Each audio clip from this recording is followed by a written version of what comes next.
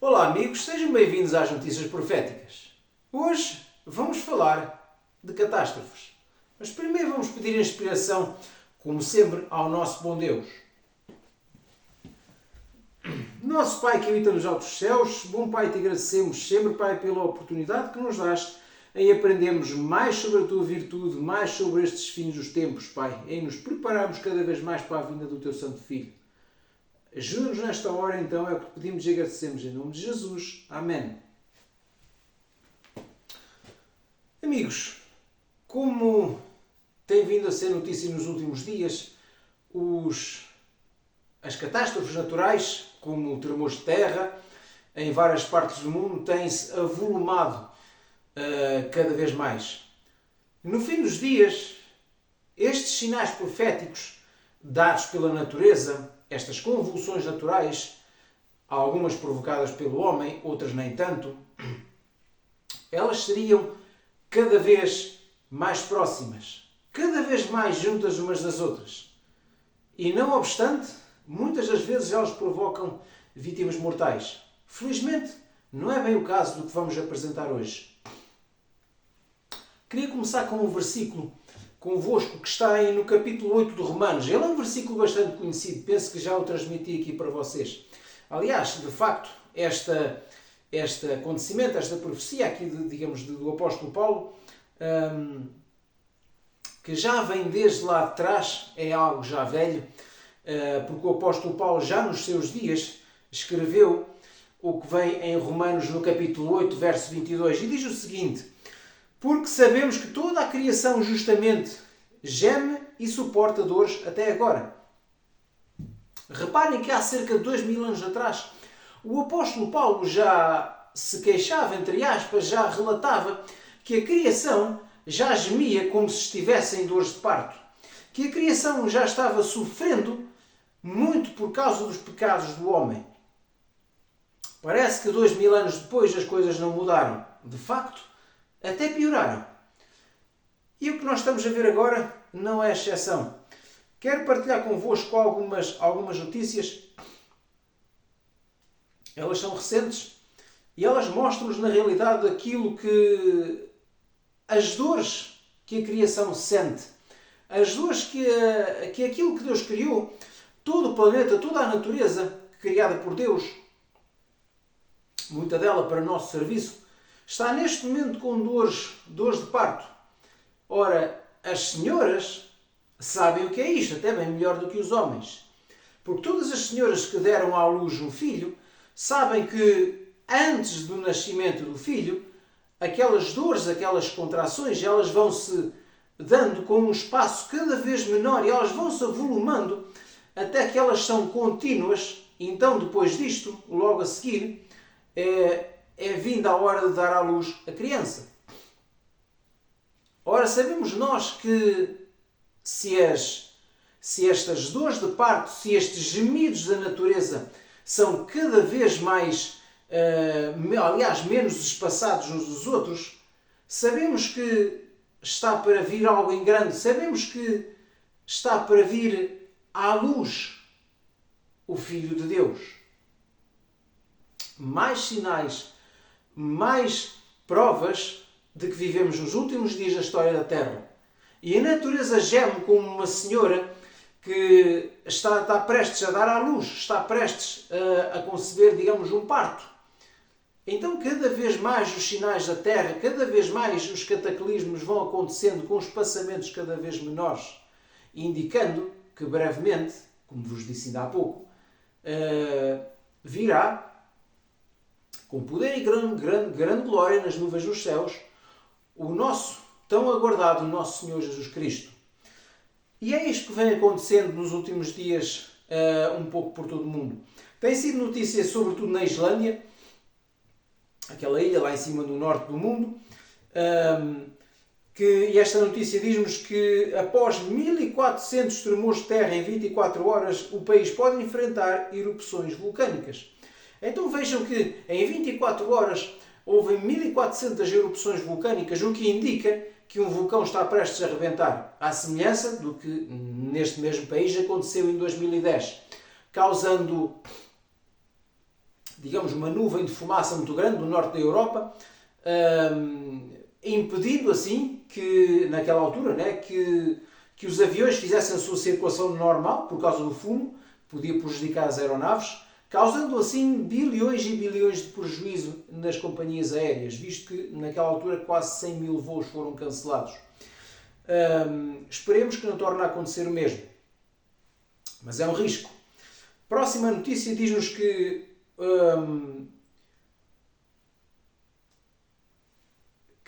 a Islândia evacua a cidade de mais de 3.400 habitantes após terremotos e riscos de erupção vulcânica.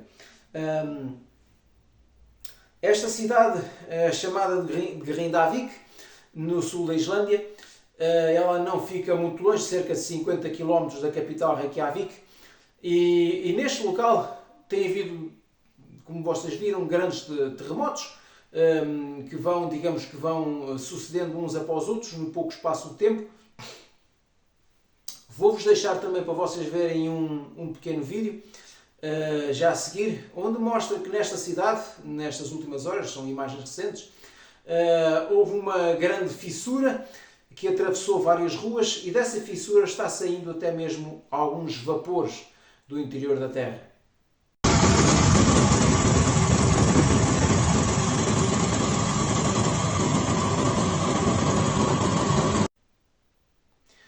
Como vocês puderam ver, a situação lá não é das melhores. Então há mesmo realmente um risco de haver uma erupção vulcânica a qualquer hora. Mas infelizmente, não é só na Islândia que estas coisas acontecem, que os terremotos, digamos, vão sacudindo a terra, que os terremotos vão causando estragos, vão transtornando a vida a muitas pessoas. No mesmo Afeganistão, onde há pouco tempo houve um terremoto que matou cerca de 2.000 pessoas, nesta notícia nós vemos que novo terremoto de magnitude 6,3 no Afeganistão deixa um morto e dezenas de feridos. Isto acontece pouco tempo depois de um grande terremoto que houve há poucas semanas atrás. Noutro ponto do planeta, temos também um outro terremoto. Praticamente isto tudo ao mesmo tempo, amigos. Vejam como a Terra está gemendo, como a Terra está convulsionando no seu interior, deixando, digamos, à superfície um rastro, muitas vezes, de destruição. No Nepal, que infelizmente já não é um país muito afortunado, diz que o terremoto de 6,3 graus no Nepal deixa mais de 130 mortos. Esta vibração, digamos, este terremoto foi sentido na capital da Índia, Nova Delhi, que fica a quase 500 km do epicentro. Então, amigos, vocês conseguem ver cada vez mais provas de que o nosso Senhor Jesus está breve às portas. É isso, e é para isso, uma das razões que este canal existe, que é para vos alertar, que é para vos ajudar a não esquecer no meio de tantas perturbações hoje em dia, no meio de tanto stress, no meio de tantas ocupações, no meio de tantas mentiras que muitas vezes as televisões apresentam, no meio de tantas artimanhas de Satanás, onde ele nos faz esquecer, praticamente esquecer o tempo em que vivemos e nos faz esquecer também, e tem resultado a maioria das pessoas esquecer a brevidade da volta de Cristo. Então, o propósito de eu estar aqui é para vos anunciar justamente esse evento e para não vos fazer lembrar todos os dias, mediante os acontecimentos, mediante o cumprimento das profecias, que o nosso Senhor Jesus está breve às portas. Agora, parece que cada vez menos restam-nos desculpas para não nos prepararmos para este glorioso acontecimento tão aguardado. O que é que vamos fazer das nossas vidas, amigos? O que é que vamos fazer daquilo que aprendemos? O que é que vamos fazer com aquilo que está escrito nas Sagradas Escrituras? Vamos ficar de braços cruzados? Será que, por exemplo, os nossos bens não podem ser usados para ajudar o trabalho de Deus? Será que aquilo que a Bíblia nos manda fazer, sobretudo em Gálatas, no capítulo 5, verso 22, os frutos do Espírito, ou o fruto do Espírito, será que não estamos conseguindo pôr em prática essas coisas de modo a nos tornarmos verdadeiros cidadãos dos céus? Deixem-me terminar com outro versículo bíblico. Ele está logo a seguir. Relemos Romanos 8, 22, na carta do apóstolo Paulo aos Romanos, Agora vamos para o verso 23, verso seguinte, e olha o que ele nos diz. Não somente ela, ou seja, não é somente a terra que geme, mas até nós gememos. Nós que temos as primícias do Espírito, também gememos em nosso íntimo, aguardando a adoção, a saber, a redenção do nosso corpo. O que é que o apóstolo Paulo está aqui a dizer? Qual era aquele gemido que ele já partilhava naquela altura? Diz que nós, até nós que temos as primícias do Espírito. Onde é que estão as primícias do Espírito? O fruto do Espírito. Gálatas, vamos lá ler, Gálatas, capítulo 5, verso 22. É um convite que vos faço. A lermos, digamos, em vossas casas. Gálatas 5, verso 22. Onde fala cada um dos frutos do Espírito, cada uma das qualidades que os verdadeiros filhos de Deus têm nos últimos dias da história da Terra. Diz que o apóstolo Paulo também gemia no seu íntimo, aguardando a adoção. Que adoção é esta? Normalmente só é adotado aquele que é escolhido para ser filho de alguém. Então nós seremos filhos de quem? De Deus. Mas seremos filhos de Deus mediante que condições? Gálatas 5:22 diz-nos quais são estas condições. E diz-nos também que tipo de adoção é essa? É quando o nosso corpo for redimido. Quando o nosso corpo foi transformado de um corpo de carne, de um corpo corruptível, para um corpo incorruptível, para um corpo glorificado. E justamente essa transformação repentina, atenção, do nosso corpo, não da nossa mente. Essa transformação do nosso corpo dar-se-á justamente no momento em que o Senhor Jesus aparecerá nas nuvens do céu e der ordem para que o nosso corpo se transforme. E também dará ordem também para que os mortos se levantem das suas tumbas, aqueles mortos que morreram em Cristo, e eles próprios já renascerão com um corpo glorificado. Então todos, diz a Bíblia, que flutuarão nos ares em encontrar Cristo nos céus. Qualquer pessoa, mesmo lá fora no mundo, mesmo qualquer pessoa que vivesse na mais densas trevas, se lhe fôssemos perguntar se ela gostava de um dia ter um corpo glorificado, um corpo perfeito, um corpo bonito, um corpo eterno, sem quaisquer mácula ou doença, qualquer pessoa gostaria, sonharia com isto. Quem é que não sonharia em ter um corpo glorificado, em ter um corpo livre de doenças, de dores, de tumores, de cancros, essas coisas todas? Toda a gente gostaria. Toda a gente gostaria também de viver eternamente num lugar pacífico, num lugar de paz, num lugar sem o espectro do medo, sem o espectro das doenças ou das guerras, nada disso. Qualquer pessoa lá fora gostaria. Porém, está aberto a qualquer pessoa. Qualquer pessoa pode ser cidadão do reino dos céus. Qualquer pessoa pode ter este corpo glorificado, de que fala aqui o apóstolo Paulo, a redenção do nosso corpo. Porém, é justamente o que nos diz em Gálatas, é preciso que a nossa mente seja transformada, seja renovada por meio das nossas escolhas e decisões. Por meio daquilo que nós devíamos ser e não somos. Por meio daquilo que nós, do nosso dever como filhos de Deus, de dever de sermos pessoas mansas, de sermos pessoas humildes, pessoas que são temperantes, não é? Que exercem o domínio próprio, de pessoas longânimos, de pessoas pacientes, que saibam amar o próximo e por aí fora.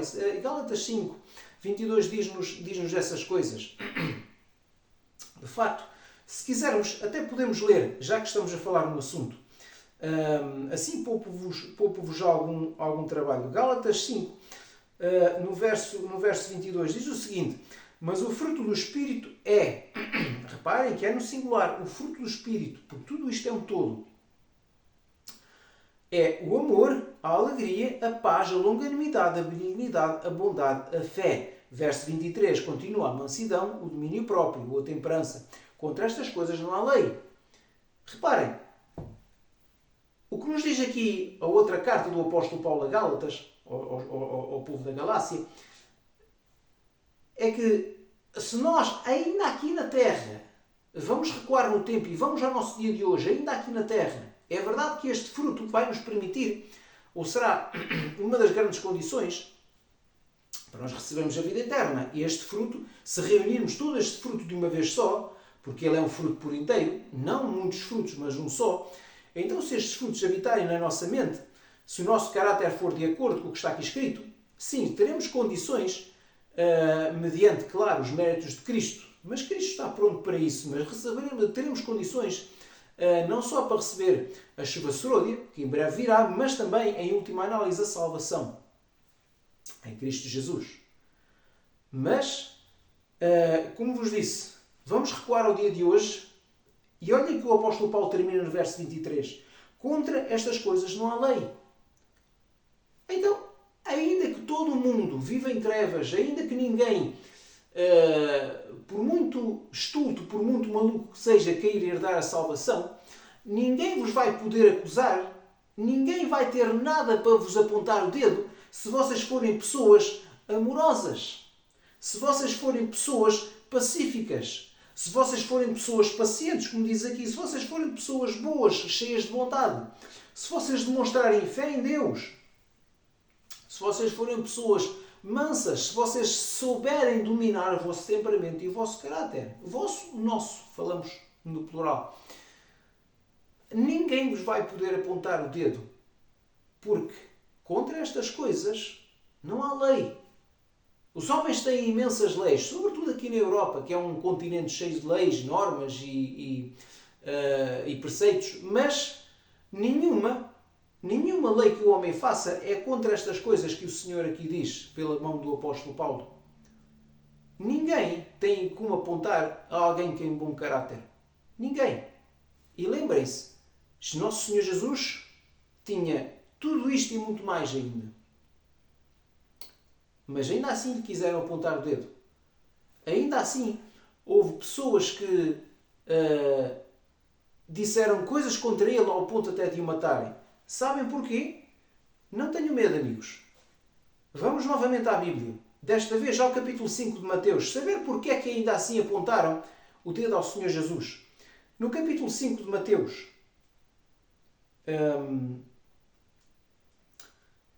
deixe-me só aqui procurar. Ok, exatamente. Mateus capítulo 5, no verso 11. Já no final das bem-aventuranças. Então disse as próprias palavras do Senhor Jesus, quando ele diz: bem-aventurados sois vós quando vos injuriarem e perseguirem. E o que é que ele diz a seguir? E mentindo, disserem todo o mal contra vós por minha causa. Jesus foi acusado de quê? Jesus foi morto por quê? Em última análise, pelos nossos pecados, sim, mas qual foi a razão para que ele foi à cruz? Qual foi a acusação que o levou a ser morto daquela maneira? Nenhuma. Sabem porquê? Porque, mentindo, disseram tudo o mal contra ele. Ainda que não haja lei contra o bom caráter, ainda que as pessoas nos queiram apontar o dedo por sermos boas pessoas, por termos feito bem, porque sim, esses dias vão chegar, infelizmente. Infelizmente as pessoas vão inventar e mentir para nos derrubar. Vão inventar tudo e mais alguma coisa para nos acusar daquilo que não fizemos e daquilo que não somos. Porque, claro, se o fizeram ao Senhor Jesus, como é que não o fariam a nós também? A Bíblia também diz que, uma vez que somos discípulos de Cristo, o discípulo não é maior que o mestre. Se o mestre padeceu destas coisas, então por que é que os seus discípulos não haveriam de padecer também? Lembrem-se, a história diz-nos que os 11 discípulos que restaram, os 11 discípulos, digamos, de Cristo, à exceção de Judas, que se matou, mas todos os 11 discípulos morreram assassinados, à exceção de João, o escritor de Apocalipse, que não morreu. Tentaram assassiná-lo, a história diz-nos, mas Deus não permitiu que ele morresse. Mas, amigos, é isto que nos espera. Aqueles que querem ser como Cristo nestes últimos dias estes que até estão sendo anunciados pela própria natureza, a própria vinda de Cristo, a própria natureza anuncia a vinda de Cristo. E nós, qual é a nossa posição? O que é que vamos fazer? Vamos ficar sentados? Vamos ficar à espera que o Espírito de Deus transforme o nosso caráter assim como o nosso corpo será transformado? Tampouco. Isso nunca vai acontecer. Bom, como dizia a minha avó quando eu era mais novo, espera sentado para não te cansares. Nada disso vai acontecer sem nós darmos o primeiro passo. Sem nós darmos... Aliás, primeiro passo já Ele deu, mas sem nós darmos o nosso passo no encontro ou ao encontro de Cristo, sem nós fazermos a nossa parte no plano da salvação, e a nossa parte tem que ser feita ontem. Ontem. Não é hoje. Hoje já é tarde, mas ontem ela devia ser feita. Então, amigos, penso que foi a ordem do Senhor que vos falasse estas coisas, foi providência divina. Espero que não só este vídeo, mas muitos outros, não sirvam apenas para vos informar, mas sirvam para vos dar mais conhecimento bíblico e também contribuir para vocês terem mais sabedoria. Então, meus queridos amigos, deixo-vos com este conselho da parte do Senhor para que a vossa preparação seja para breve, seja feita ontem e mais urgente possível, porque o tempo é curto e o nosso caráter não se muda de um dia para o outro. Temos pouco tempo e nesse pouco tempo temos muita coisa que fazer. Então, amigos, desejo que o Senhor vos abençoe, vos ajude nesta dura caminhada e vemo-nos na Pátria Celestial, se não for antes. Muito obrigado e até à próxima.